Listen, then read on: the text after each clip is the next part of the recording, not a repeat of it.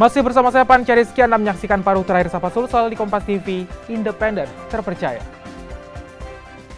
Saudara, Menteri Hukum dan HAM Yasona Laoly mengajak masyarakat Indonesia untuk melek hak kekayaan intelektual atau HAKI.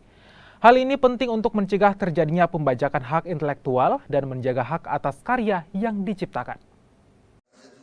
Pentingnya mendaftarkan hak kekayaan intelektual atas karya yang dihasilkan seseorang disampaikan Menteri Hukum dan HAM Yasona Laoly dalam seminar hak kekayaan intelektual Kementerian Hukum dan HAM yang digelar di Hotel 4 Point, Makassar.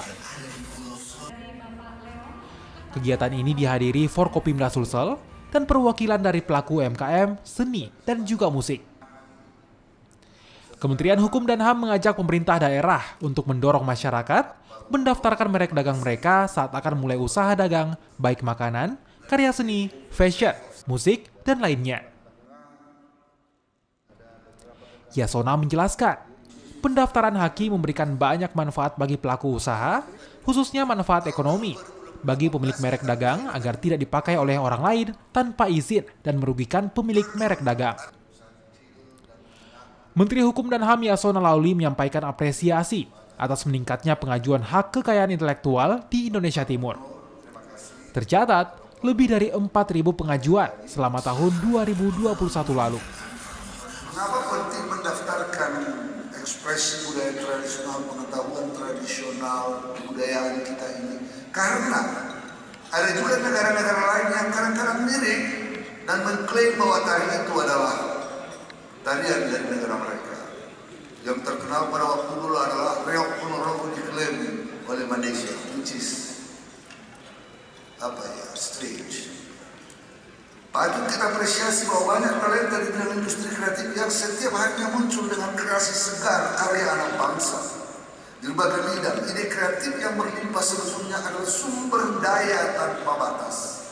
Jadi kalau di lapas itu kami mengatakan mendorong para warga binaan, walaupun tempat terbatas, kreativitas tidak boleh terbatas.